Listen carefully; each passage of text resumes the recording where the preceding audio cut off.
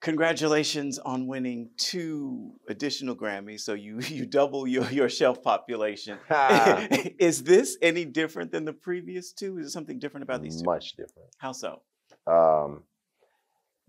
Whew, where to begin? These were, you know, these were unexpected, and I'm trying to choose my words carefully because I don't want to sound ungrateful, but undesired. So the other 2 was like, I hope I get these. I hope I win these. I hope I win these. These were like, I'm definitely not winning these. I just want to give my daughter a wonderful time and bring her to the Grammys. I just want the ultimate daddy-daughter date. So that's all I was concerned. I actually told her, like, hey, I know you want to root for daddy, but I don't want you to be disappointed. Because we're talking Lauren Daigle, we're talking Phil Wickham, we're talking Maverick City. I just need you to know we're here for the Grammys. And God is just kind, obnoxiously kind. And so it cemented something for me and my daughter. And it also just cemented like, hey, even if, you know, you have no expectations and you just want to be there for a different reason, God is like, oh, I might have something else in mind. Wow. Yeah. What was it like for your daughter? I'm a girl dad just like you. What was it like for her and for you to see her on stage with you? I held back some tears a couple times because, you know, I didn't grow up with my dad. And so, all I ever wanted to be was the father I never had. Just to be present and to be able to give them experiences and for them to know they're loved and thought of. So being able to do that for her was just a very, it was just a very precious moment. Yeah. You thanked her on stage as well as your mom. Was there a reason you called out mom? Yeah, because my mom just, you know, she raised me. You know, she just, as a parent now, I know the feeling of like, I hope this works out. I hope this works out. Come on. And I know for her, it's not just a woo-saw, like he's fine. It's almost like a, yes, you know, like I did it. More than I could ever imagine. Yes. Thank you, Lord. Yeah. We're here at the Winter Jam Tour. You've been touring. I have to ask, have you been sharing new music? Because I saw hints that something new is coming. Yes. I plan to share some new music while I'm out here. I haven't yet. Okay. I haven't yet, but by the end of this month, people will probably hear something new. By March, the world will hear something new. So, what's got you most excited about that something new? You know, I'm just experimenting and working with people I love to work with. I got probably about 5 songs done, and it was like a juggle to see which one should we put out. Let's try this one. Let's try that one. So I think we got to a place where I feel excited about putting out the song we're going to release next month. On social media, you asked the question, if you could listen to just one Lecrae album for the rest of your life, what would it be? I saw your answer, but I'm going to ask again. If you could listen to just one Lecrae album for the rest of your life.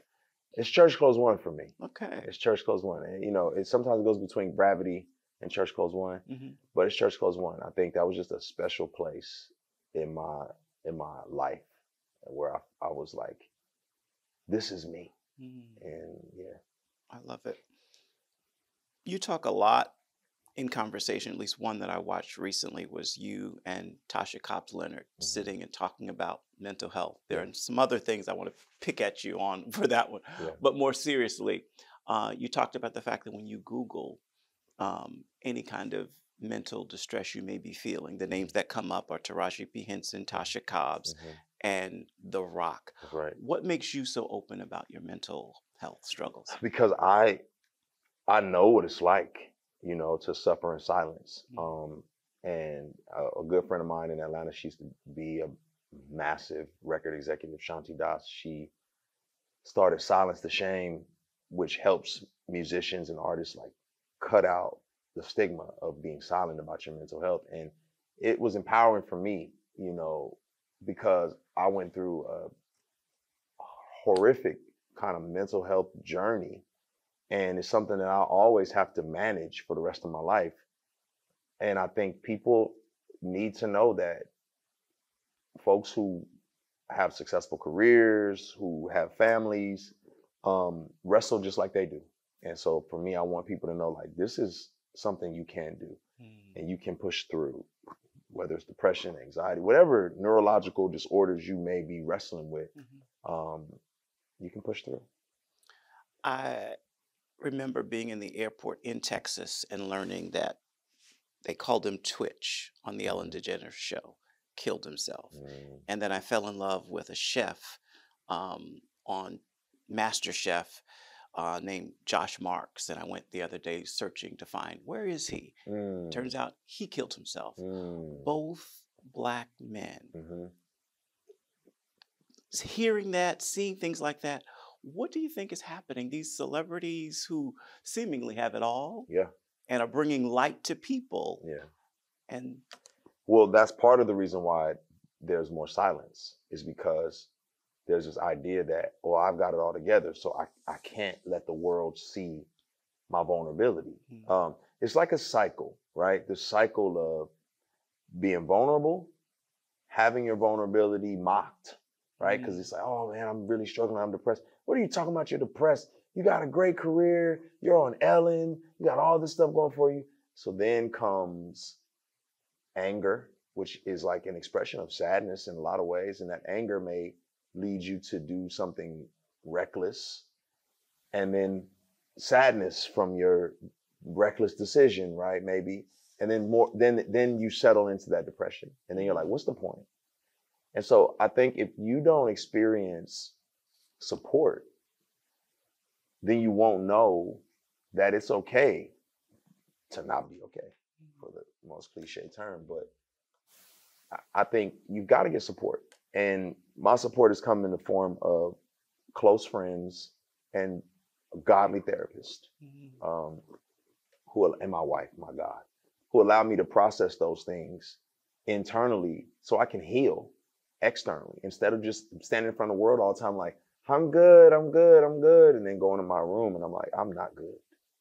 So that's part of the issue. And obviously in the Black community, we are just turning a corner on destigmatizing mental health. Boy, ain't nothing wrong with you. You know, grandma used to say my nerves are bad. Well, now we know what that means. You know, talking about anxiety, but we didn't have the language for it. You know, I just got a case of the blues. That's depression. You know, these are neurological disorders that we need to address in our communities. What do you say to the Black church? I'm a member of the Black church. What do you say to us in terms of being comfortable, being uncomfortable? Man, we are amazing at acknowledging our downtrodden experiences and calling out to the Lord, you know, identifying with the Israelites in Egypt and, you know, singing songs of God got me out, he got me through. And I think let's just add this to the repertoire. Let's just add the mental health struggle to the repertoire of the things the Black church has to deal with. Because man, that's one of the gifts we have. We have one of these amazing gifts of, we don't hide. We don't hide. We're going to tell you like it is, unless we feel like that's something that should be brushed off. Ain't nobody got time for that. We got bigger fish to fry. No, this is a big fish. We need to acknowledge that. We'll talk all day long about bills due, you know, baby gotta eat. But there's other issues. We are nuanced and complex people, and we have to be able to address those things within the community. You shouted out your wife, and I heard you say that you guys been married, what, 17, 18 years now? The first 10, not pretty? Not pretty. But these last 7. Last 7, much better. What's the difference? Therapy. Sincerely, therapy. A lot of times you don't realize you marry one person, but there are 5 people over the course of your marriage. And if you don't know how to move and adjust and adapt to this person who they're becoming or who you're becoming, you miss each other. you go different ways. And if you don't learn how to talk through that, you both live on an island. And now you're just roommates and you're wondering, why are we still together? Oh, it must be for the kids. Well, guess what happens when the kids move out? Y'all split up. So we had to find our bond and our connectivity in a new season where we were changing, where we were different. I had to grow. You know, a lot of times men, we have to grow out of boyhood and become men. And I had to grow. I had to grow up and be a leader, and not just like put my foot down as leader, but lead in humility, lead in love, lead in grace, lead in, you know, I'm the one saying, all right, let's do therapy, you know? So I think that's a big piece of it. I love all that you said about her on the deep end. Will we see her on the deep end? I'm hoping so. She runs from the camera like it is nothing.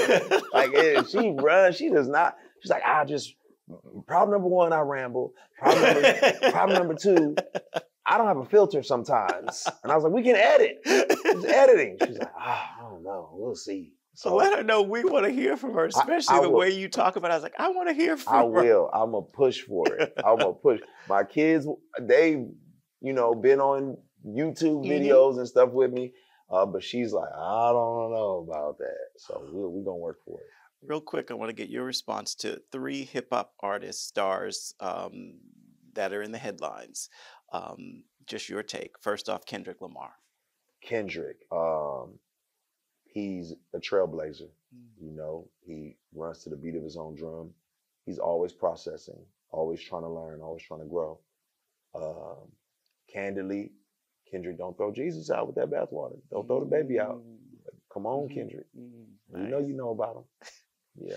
Speaking of that, Lil Nas X in terms of throwing baby Jesus out with the bathwater. So with Lil Nas X, man, I believe 1 Corinthians 13 that love believes all, love bears all, right? So I really want to love him in his, what I see as a young person who's so blinded and so naive to truth. And it's like, man, you are playing with fire. You know, like I hope that God is kind and gracious to him, because man, to play with the name of the Lord is not a slight thing.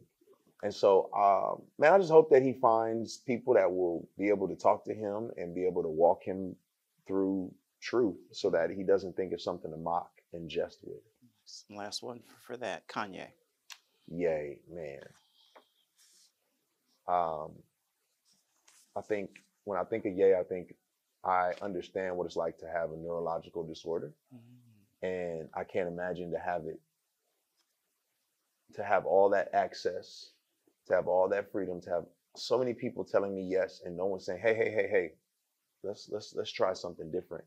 I think he's very brilliant and intelligent, and because of that, it might hinder him from trusting in the views and the opinions of people who are not as successful as him. And so my hope for Kanye is that he would get the proper treatment that he needs. And that I feel like God in some seasons has Nebuchadnezzar'd him.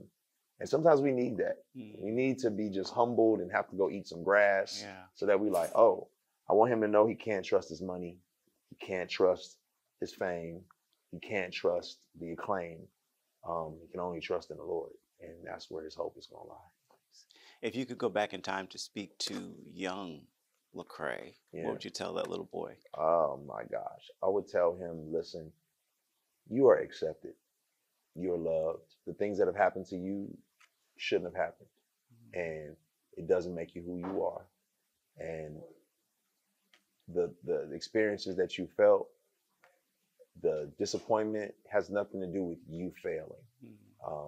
People make decisions, and that's not always a reflection of you.